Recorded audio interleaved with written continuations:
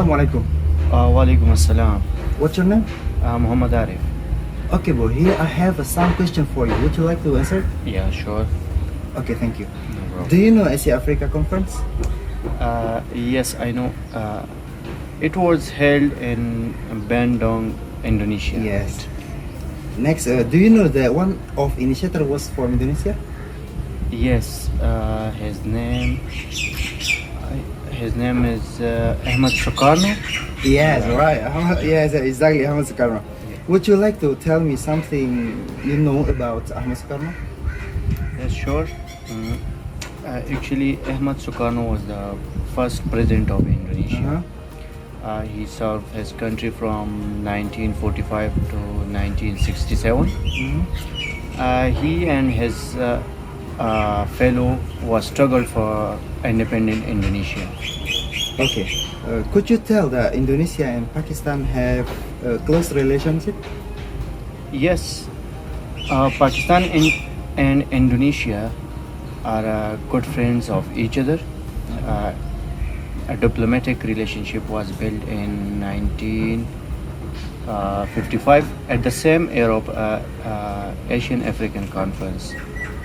Yeah. Indonesia is a most Muslim populated country, so it's good logic for Pakistan to have a great relationship with Indonesia. Okay, bro. Thank you. Thank you so No much. problem. Thank you.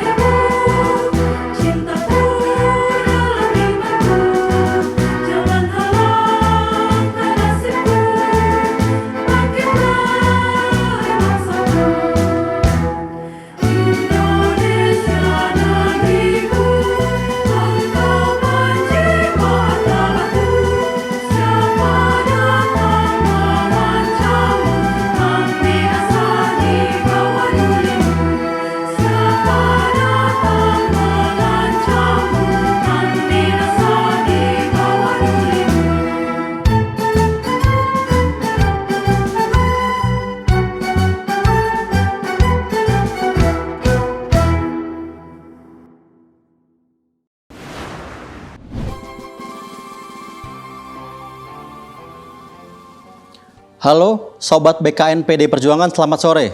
Kita berjumpa lagi di talk show Bung Karno Series dengan tema acara Corak Arsitektur Masjid Bung Karno.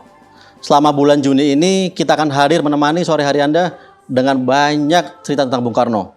Dalam 10 menit ke depan, saya Gilang Della Farares akan menemani kalian semua dari Rumah Budaya BKN PDI Perjuangan. Kali ini kita kedatangan tamu yang sangat spesial.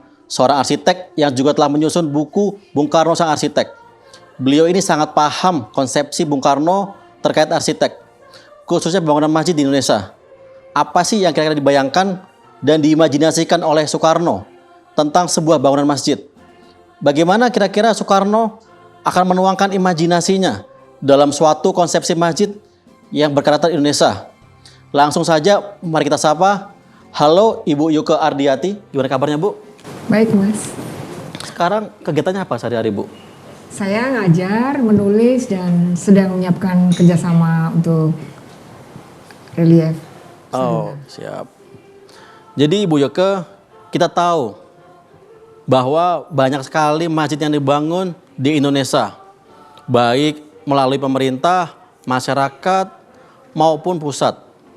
Dan mereka mempunyai desain masjid yang berkarakter Indonesia atau masjid-masjid yang mencirikan ke Indonesia. Barangkali akan menjadi ide pokok bila mana Soekarno sebagai arsitek berkesempatan untuk membangun masjid-masjid sebagai tempat beribadah bagi masyarakat. Menurut Ibu, apa sih yang dibayangkan oleh atau diimajinasikan oleh Bung Karno atas suatu masjid? Bagaimana kira-kira Soekarno akan menuangkan imajinasinya dalam suatu konsepsi tempat beribadah sesuai karakter Indonesia? Menurut Ibu gimana?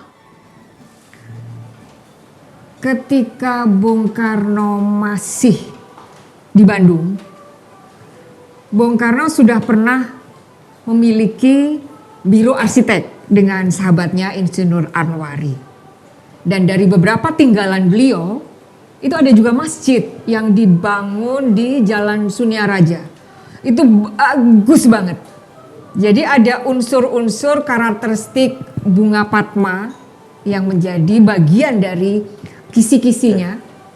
Namun sayang itu sudah tidak ada, jadi dirobohkan. Nah, setelah itu Bung Karno kan dibuang di ND dan kemudian di Bengkulu. Kembali ketika Bung Karno bersinggungan dengan masyarakat setempat, di Bengkulu ada satu masjid kuno yang dianggap Bung Karno itu bisa direvitalisasi. Dan Bung Karno melakukan intervensi di situ. Jadi di bagian tertentu dari masjid itu yang menjadi ciri Bung Karno adalah satu gubahan karya artistik di pilarnya berupa ukir-ukiran yang ditaruh di kepala pilar. Jadi ini mirip dengan karya arsitektur tinggalan Bung Karno di Bandung. Jadi intervensi Bung Karno mungkin tidak bisa maksimal karena bangunan sudah ada. Tapi beliau tetap menyisihkan satu sentuhan artistik bagi sebuah masjid. Nah, masjid-masjid yang kemudian hadir ketika beliau sudah menjadi presiden, itu salah satunya adalah Masjid Syuhada di Yogyakarta. Masjid Syuhada itu memang dibangun di atas tanah hibah dari Sultan Hamengkubuwono yang kemudian dirancang oleh beberapa pemuka agama di sana, namun masih dalam bentuk kubah bawang, jadi mengikuti pola-pola dari Timur Tengah. Dan kemudian juga di Bandung, ketika Bung Karno sudah menjadi presiden, memang dibutuhkan satu ruang ibadah yang digunakan oleh masyarakat setempat dan itu menjadi masjid-masjid yang berada di kawasan-kawasan pemukiman. Namun ada satu masjid yang barangkali itu menjadi sebuah terobosan ya. Masjid tanpa kubah. Masjid tanpa kubah. Waktu itu ITB sudah mulai beroperasi dengan banyak mahasiswa yang kebanyakan muslim yang membutuhkan tempat ibadah.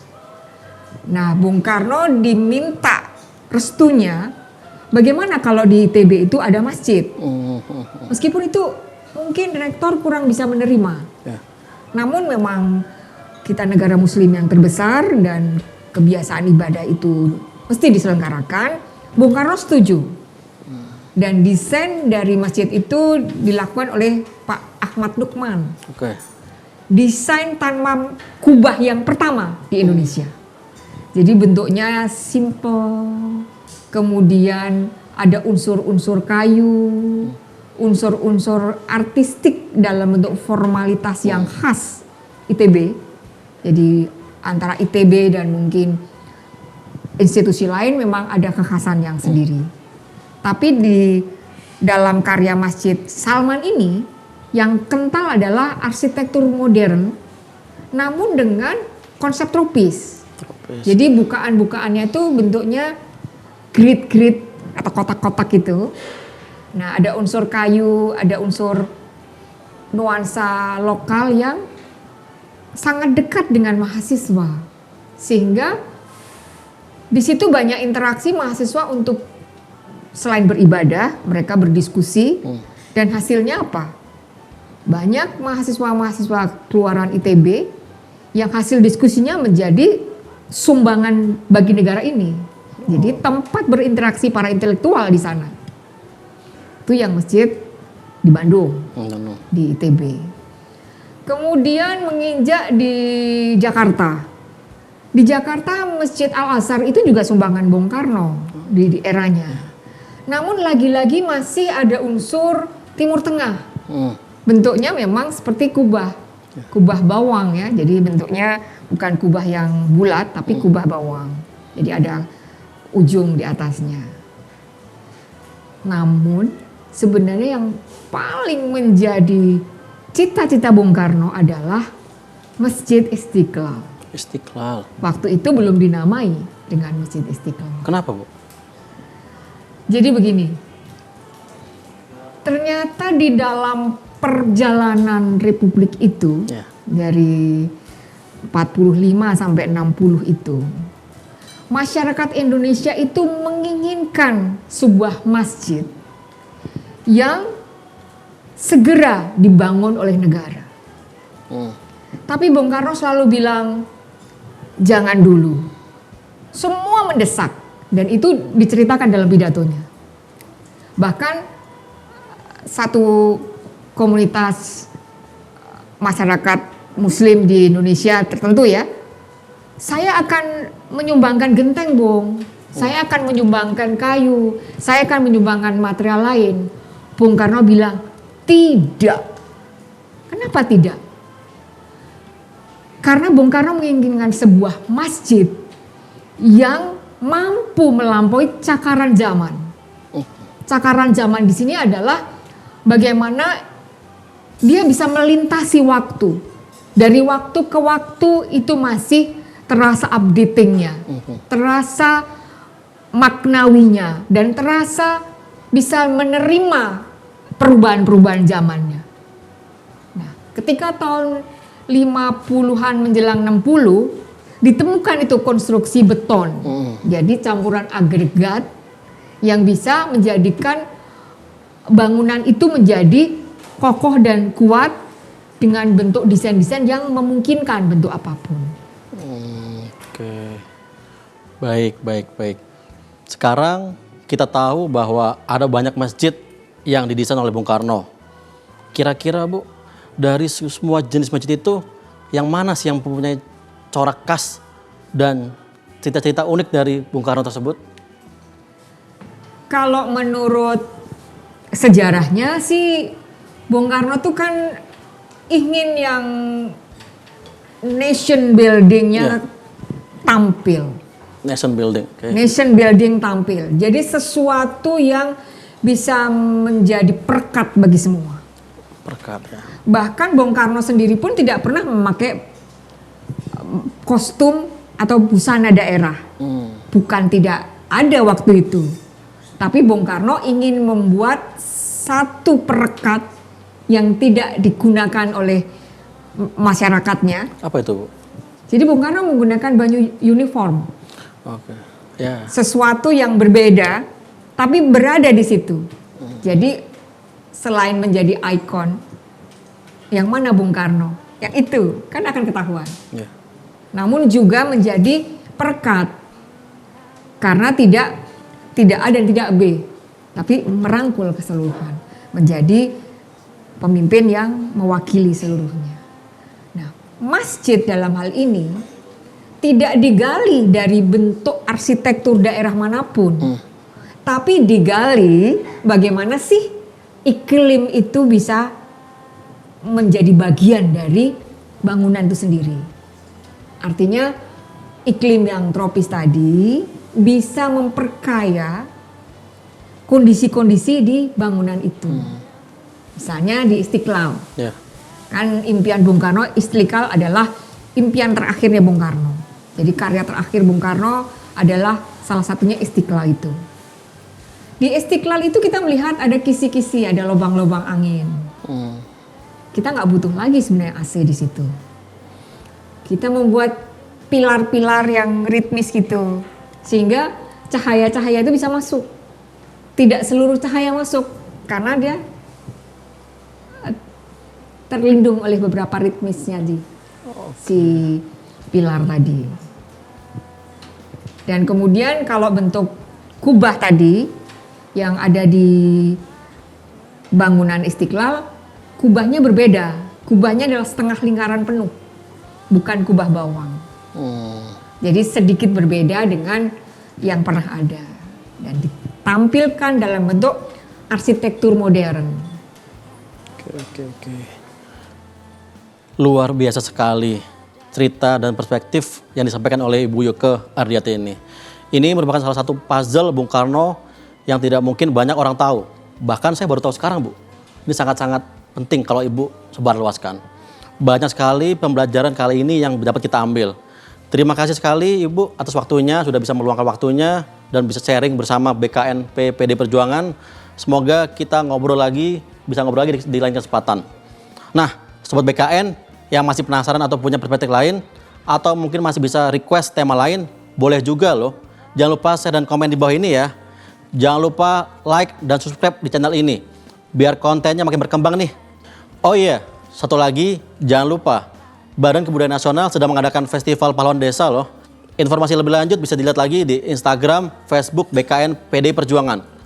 Baiklah, saya Gilang Devarares, mohon pamit izin. Sampai jumpa lagi di video selanjutnya. Selamat sore. Merdeka!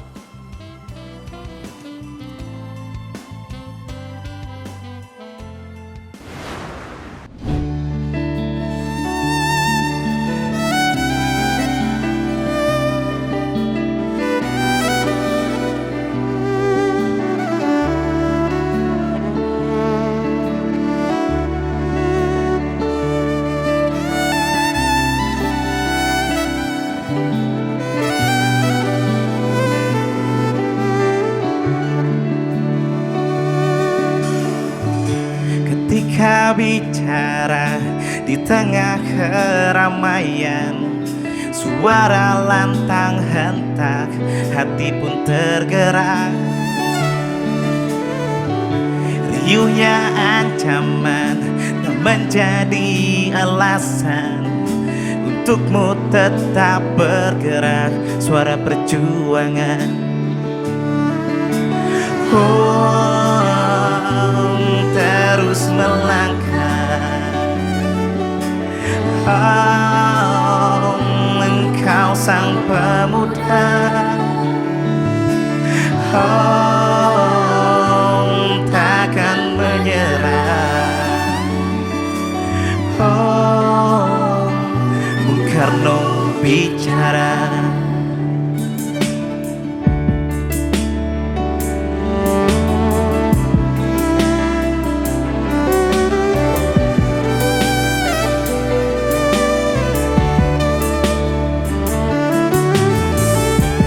Riuhnya ancaman tak menjadi alasan untukmu tetap bergerak dalam perjuangan.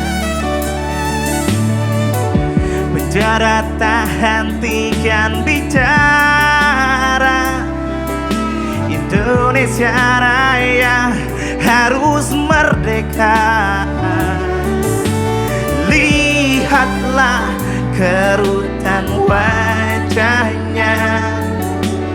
Berpikir bangsa impiannya, lihatlah cara bicaranya, terkobarkan amarah juang untuk bangsa, terkobarkan Indonesia Raya merdeka, terkobarkan amarah juang untuk bangsa, terkobarkan Indonesia Raya merdeka.